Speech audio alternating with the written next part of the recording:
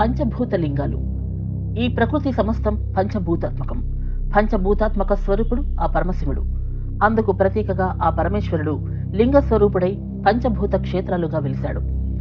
సమస్త ప్రాణకోటి మనుగడకు ఆధారమైన గాలి, నీరు, అగ్ని, ఆకాశం, భూమి, ఈ పంచభూతాలు నేనే అంటున్నాడు ఆ పరమేశ్వరుడు. లయకారుడైన పరమేశ్వరుణ్ణి అన్వేషించే భక్తులకు ఈ పంచభూత లింగాలు ఆహ్వానం పలుకుతున్నాయి. విశ్వంలోని విరూపాక్షుని దేవాలయాలలో పంచభూత క్షేత్రాలు అత్యంత విశిష్టమైనవి, ప్రాధాన్యమైనవిగా విరాజిల్లుతున్నాయి. దక్షిణ భారతదేశంలో గల ఈ పంచభూత క్షేత్రాలను ఎక్కువగా శివరాత్రి పర్వదినాన సందర్శిస్తుంటారు. వీటిలో 4 తమిళనాడులోనూ, 1 ఆంధ్రప్రదేశ్లోనూ ఉన్నాయి. అవి ఆకాశలింగం నటరాజస్వామి ఆలయం చిదంబరంలో ఉండగా, పృథ్వీలింగం ఏకంబరేశ్వర ఆలయం కంచిలో ఉంది. జలలింగం జంబుకేశ్వరాలయం తిరుచిరాపల్లిలో ఉంది. అగ్నిలింగం అరుణాచలేశ్వరాలయం తిరువణ్ణామలలో ఉండగా, వాయులింగం శ్రీకాళహస్తీశ్వరాలయం శ్రీకాళహస్తి ఆంధ్రప్రదేశ్లో ఉంది. ముందుగా ఆకాశలింగం. అనంతమైన ఆకాశం శివుడే. ఆ ఆకాశ శివలింగ క్షేత్రమే చిదంబరం. ప్రతి శివాలయంలోనూ ఆ పరమశివుడు లింగ స్వరూపంలో కొలువై ఉంటాడు. కానీ చిదంబరంలో నటరాజస్వామిగా దర్శనమిస్తాడు.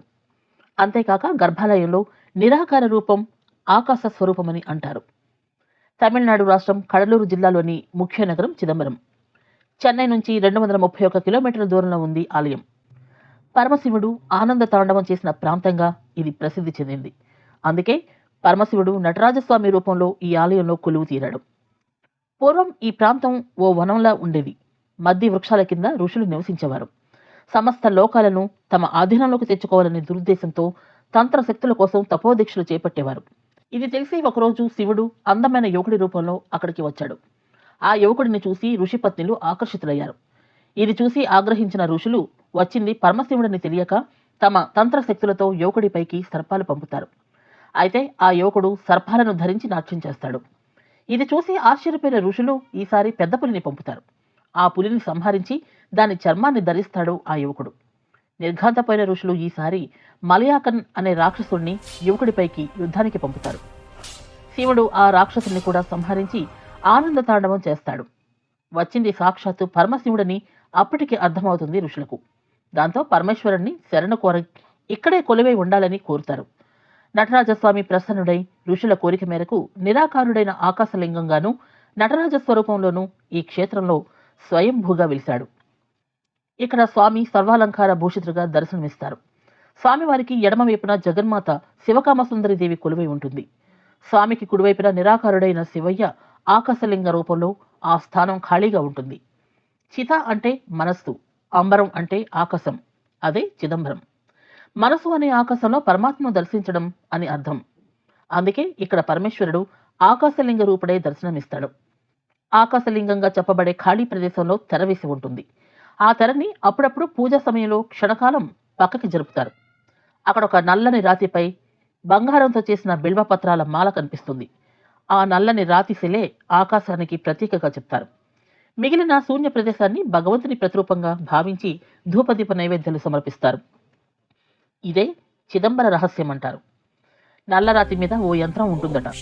ఏ పాపాలు చేయని వారికి ఆ యంత్రం మీద పార్వతీ పరమేశ్వర్ల దివ్య రూపం దర్శనమిస్తుందని చెప్తారు. ఈ ఆలయంలో ఎన్నో ప్రత్యేకతలు.